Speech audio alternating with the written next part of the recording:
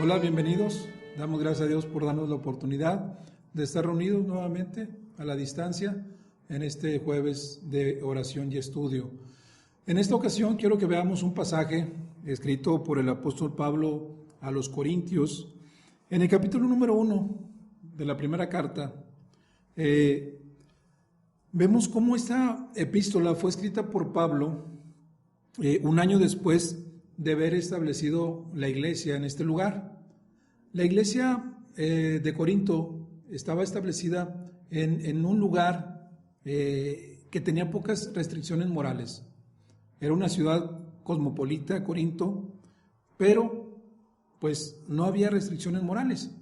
Y era naturalmente difícil establecer una iglesia en estas condiciones, y también era muy difícil pues mantener sana, espiritualmente hablando, a la iglesia. El propósito de Pablo al escribir esta carta era doble. Primero, pues guiar a la iglesia a separarse de esas prácticas pecaminosas y también contestar preguntas que le habían hecho a él específicas de parte de los hermanos. Esta joven iglesia estaba compuesta por diferentes grupos de personas. Podemos ver a griegos intelectuales que habían creído en el Señor Jesucristo, pero ellos estaban muy orgullosos de sus tradiciones filosóficas y estaban tratando de que estas mismas tradiciones pues se unieran al Evangelio y de esa manera seguir trabajando dentro de la iglesia. El segundo grupo podemos ver cómo había patrones romanos y también gente o personas de la élite social. Había también un contingente de creyentes judíos compuesto por su mayoría de gentiles, y por último podemos ver a un gran número de esclavos convertidos. Vayamos al pasaje. En el capítulo número 1 de 1 a los Corintios, en los versículos del 4 al 13, 1 a los Corintios capítulo 1, versículos del 4 al 13, les doy oportunidad de que lo busquen, y vemos en este pasaje a Pablo como pastor, tratando con una iglesia problemática, porque se había dividido prefiriendo diferentes líderes. Ellos mencionaban algunos que eran de Pablo, otros de Apolos, otros de Cefas, y también posiblemente un grupo prefería a Cristo. Pero, pues, aparte de que estaba dividida por asuntos de liderazgo, también estaba dividida por asuntos morales y el uso de los dones espirituales. Pero el punto principal de contención dentro de la iglesia era la autoridad apostólica de Pablo.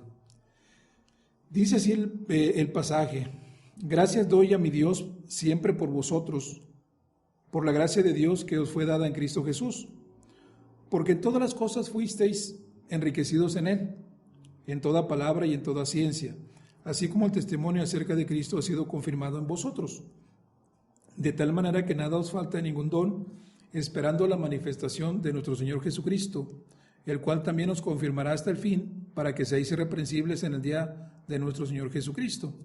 Fiel es Dios, por el cual fuisteis llamados a la comunión con su Hijo Jesucristo nuestro Señor. Os ruego, pues, hermanos, por el nombre de nuestro Señor Jesucristo, que habléis todos una misma cosa, y que no haya entre vosotros divisiones, sino que estéis perfectamente unidos en una misma mente y en un mismo parecer. Porque he sido informado acerca de vosotros, hermanos míos, por los de Cloé, que hay entre vosotros contiendas. Quiero decir que cada uno de vosotros dice: yo soy de Pablo, y yo de Apolos, y yo de Cefas, y yo de Cristo. ¿Acaso está dividido Cristo? ¿Fue crucificado Pablo por vosotros? ¿O fuisteis bautizados en el nombre de Pablo?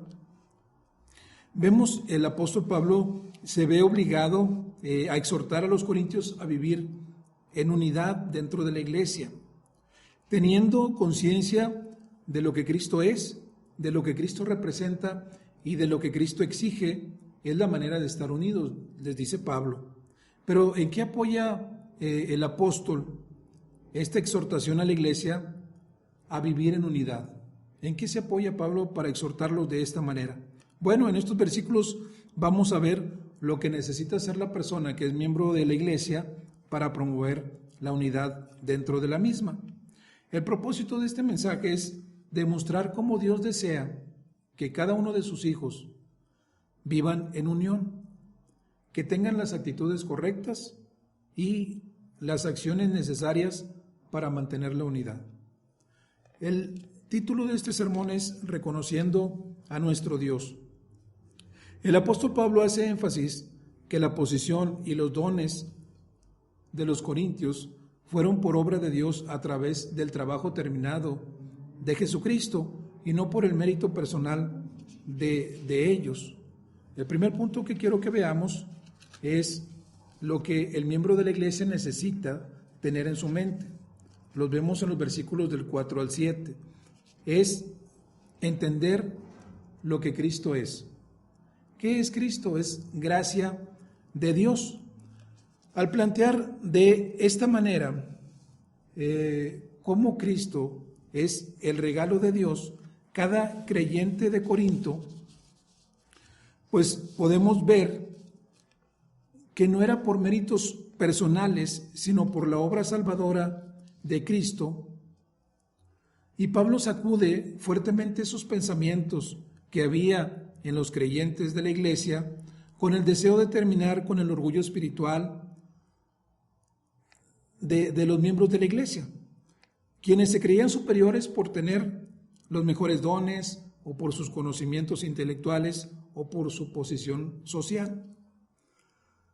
Los creyentes son santificados por la gracia de Dios a través de Cristo Jesús. Así como Pablo fue llamado a ser apóstol, así también los cristianos de Corinto eran llamados a ser santos, acto inicial de Dios simplemente llamándoles y eligiéndoles en Jesús. La gracia de Dios por medio de Cristo actuó de la misma manera en Pablo que en cualquier otro creyente de Corinto, así también como actuó en usted y actuó en mí en el momento mismo en que creímos. Entonces, entender lo que Cristo es, que es gracia de Dios, y también entender lo que Cristo es, porque es riqueza de Dios. Por medio de Jesucristo, Dios ha provisto a los creyentes de todo lo que ellos necesitan. Dios es el proveedor completo. Él no necesita del ingenio humano, del intelecto o de posiciones de los seres humanos. Los cristianos de Corinto estaban gloriándose de sus dones y de su actuación en vez de gloriarse en Cristo. Y fue Dios quien les había dado esos dones. No había ni hay lugar para el orgullo humano. El conocimiento al que Pablo se refería no es el conocimiento teórico ni el académico, sino a la verdad cristiana y cómo ésta se aplica a cada una de las áreas de nuestra vida. El conocimiento humano solo aumenta, pero el conocimiento de Dios edifica, el conocimiento de Dios guía a la paz y a la armonía en el compañerismo cristiano. Entonces, el primer punto para promover la unidad dentro de la iglesia es entender lo que Cristo es, gracia de Dios y riqueza de Dios. El segundo punto de lo que el miembro de la iglesia necesita tener en mente es lo que Cristo representa, entender lo que Cristo representa. Esto lo podemos ver en la segunda parte del versículo 7 hasta el versículo número 9. Podemos entender que Cristo representa esperanza de Dios. La esperanza a la que Pablo se refiere es al hecho de la venida de Cristo, al arrebatamiento, cuando venga Cristo por los suyos. Este es el término griego cuando hablamos del Apocalipsis, que el término significa recorrer una cortina para revelar algo. En el momento del arrebatamiento, Cristo viene por los suyos. Entonces la iglesia de Corinto necesitaba ser establecida, necesitaba ser constante y no fluctuar, no cambiar. Por eso Pablo les dice, el cual os confirmará hasta el fin. Este es uno de los principios más importantes de las cartas de Pablo para los corintios. El evangelio de Cristo estaba confirmado y ellos estarían confirmados con la ayuda de Dios por medio de Jesucristo. esperanza de Dios, y también Cristo representa comunión con Dios. Al decir Pablo, fuisteis llamados, este es un énfasis continuo en la elección de Dios de los creyentes de Corinto. Dios nos ha llamado a estar en unión con Él por medio de Cristo, tanto posicionalmente como en una relación personal. O sea, ya somos llamados por Dios a través de Cristo y posicionalmente ya somos hijos de Él, pero también desea que tengamos una relación personal con Dios a través de Jesucristo. Esta relación está segura debido a la fidelidad de Dios, no a mi fidelidad, porque yo soy infiel. Esta relación está segura debido a la fidelidad de Dios, que Él no cambia. Entonces nadie puede robarnos nuestra relación con Dios. Tanto la perseverancia como la seguridad son bíblicas. Nuestra esperanza está en el carácter inmutable de Dios, quien llama y hace la promesa. El tercer y último punto de lo que necesita tener un creyente en mente es el siguiente. Lo que Dios exige. En los versículos del 10 al 13, dice Pablo a los Corintios: os ruego pues, hermanos, por el nombre de nuestro Señor Jesucristo, que habléis todos una misma cosa, y que no haya entre vosotros divisiones, sino que estéis perfectamente unidos en una misma mente y en un mismo parecer. Porque he sido informado acerca de vosotros, hermanos míos, por los de Cloé, que hay entre vosotros contiendas. Quiero decir que cada uno de vosotros dice: yo soy de Pablo, y yo de Apolos, y yo de Cefas, y yo de Cristo. ¿Acaso está dividido Cristo? ¿Fue crucificado Pablo por vosotros? ¿O fuisteis bautizados en el nombre de Pablo? El apóstol comienza aquí la parte principal de su carta y lo hace con una expresión que a la vez es firme, pero también es tierna, porque menciona os ruego. Estaba exhortando, pero estaba exhortando en amor. Era un llamado a vivir de una manera correcta, al igual que era una llamada de atención para promover la manera correcta de vivir. Era una llamada con autoridad, con amor, a pesar de que tenía que exhortar a esta congregación con fuertes amonestaciones.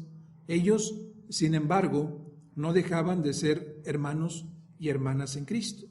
Entonces, por eso lo hacía de esta manera. Dice: os ruego por el nombre de nuestro Señor Jesucristo. En la cultura judía, el nombre representaba el carácter y autoridad de la persona. En este punto, la traducción en inglés capta la esencia de esta expresión al traducirla de la siguiente manera: por todo lo que nuestro Señor Jesucristo significa para ustedes. Entonces Pablo hace referencia al nombre de nuestro Señor Jesucristo para que la iglesia de Corinto entendiera que era bajo ese nombre, no bajo la autoridad de Pablo, sino bajo la autoridad del nombre de nuestro Señor Jesucristo, que era lo que les iba a mencionar a continuación. Lo que Cristo exige era o es unidad de palabra. Dice que habléis todos una misma cosa. Uno de los principales problemas de esta iglesia de Corinto eran las divisiones que estaban basadas en de diferentes formas. Podemos ver preferencias personales de los creyentes por ciertas habilidades de liderazgo. Podemos hablar de una retórica, porque posiblemente pues había gente que apoyaba a Pablo por su manera de predicar, de ministrar, otros a Apolos por su manera elocuente de hablar, a otros de Pedro también, y otros de Cristo. Entonces, había división por las preferencias personales de cada uno de ellos hacia el liderazgo de los hermanos. Había celos y envidias por ciertos dones espirituales. Y querían tener, como lo hemos visto en el estudio acerca de los dones, el hablar en lenguas. Entonces había celos y envidia. Celos de quien quería tener ese don y envidiaba y quería tener ese mismo don de parte de Dios. Diferencia de los creyentes por posición económica, ricos y pobres. Prejuicios de los creyentes por la posición social, porque había esclavos y había libres. También orgullo racial de los creyentes, porque había judíos y había gentiles. Celo u orgullo por el estatus marital, hablando de que había gentes que estaban casados y había gente que estaba soltera. Orgullo de los creyentes por proeza intelectual, porque había un elitismo educacional. Había gente que estaba preparada de una manera, hablando de la educación secular, tenía más preparación que otros. Entonces, había un sinfín de situaciones por las cuales estos hermanos, creyentes en Cristo, estaban divididos. Entonces, contrario a todo esto que estaba dividiendo a la iglesia, Dios, por medio de Pablo, inspirado por el Espíritu Santo, les exhorta a promover la unidad, viviendo en armonía, interesados en lo que es importante, en lo que es eterno, no en cuestiones personales o de individuos, sino buscando siempre que el nombre de Dios sea glorificado por la manera de vivir en comunidad. ¿Recuerdan el pasaje donde dice Cristo: en esto conocerán todos que sois mis discípulos, si tuvierais amor los unos para con los otros? La gente ve, o la gente se da cuenta cuando la iglesia vive en comunidad, cuando la iglesia vive en amor. La falta de unidad resulta en mentes cegadas. Por eso el creyente necesita tener en mente lo que Cristo exige de su vida en forma personal. Exige que vivamos en humildad y con un espíritu dispuesto a aprender.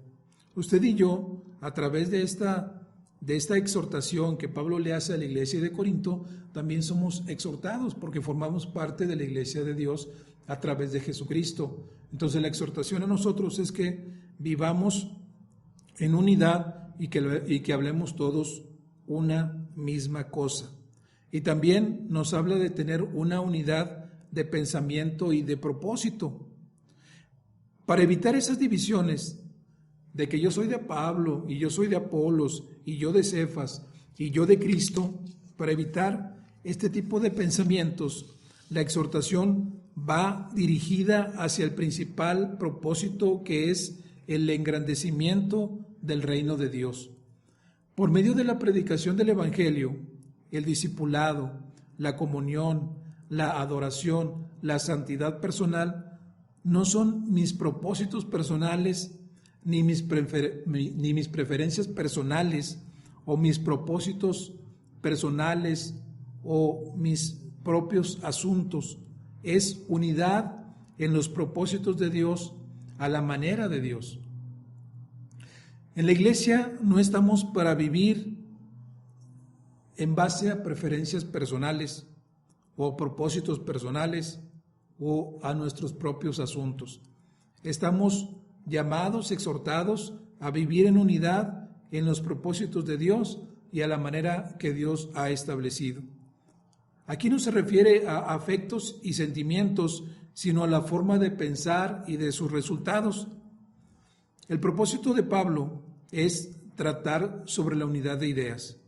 El propósito debe ser lograr la unidad doctrinal, no por manipulación, sino por medio de la explicación y defensa razonable de las ideas bíblicas. Unidad de corazón, vidas y corazones entretejidos, de tal manera que podamos ser empáticos con los demás y preocuparnos unos con los otros. No es lo mismo ser empático que ser permisivo o que nos dé igual. No, ser empático es interesarnos por el hermano, estar al pendiente de sus necesidades, pero siempre buscando vivir en santidad, buscando vivir en unidad en los propósitos de Dios y a la manera de Dios. Muchos de los problemas y preguntas con los que estaba luchando la iglesia de Corinto aún están presentes en la iglesia de hoy. No necesariamente han pasado, y no porque se escribieron hace muchos años quiere decir que ya no existen. Las iglesias en la actualidad aún batallan con divisiones, con inmoralidad y con el uso de los dones espirituales. Esta carta pudo muy bien haber sido escrita para la iglesia de hoy, para nosotros, para la Iglesia Bautista Fe y Gracia. Y haríamos bien en atender las advertencias de Pablo y aplicarlas en nosotros mismos. A pesar de las reprensiones y correcciones, primera a los Corintios trae nuestra atención de regreso a donde debe de estar, que es en Cristo. En Cristo. Dice Pablo: os ruego pues, hermanos, por el nombre de nuestro Señor Jesucristo, que habléis todos una misma cosa y que no haya entre vosotros divisiones, sino que estéis perfectamente unidos en una misma mente y en un mismo parecer. Termino, hermanos. El espíritu divisionista se había desarrollado en esa congregación y amenazaba la unidad de la iglesia. Nuestra meta y nuestro único propósito debe ser la predicación del Evangelio siguiendo los lineamientos de Dios. No hay más. Teniendo en mente lo que Cristo es, lo que Cristo representa y lo que Cristo exige de su iglesia en general, pero sobre todo a cada uno en particular. ¿A qué me refiero? Que usted y yo necesitamos tener en mente lo que Cristo es, lo que Cristo representa y lo que Cristo exige de cada uno de nosotros, para de esa manera evitar algún espíritu divisionista que pueda presentarse en nuestra congregación. Hagamos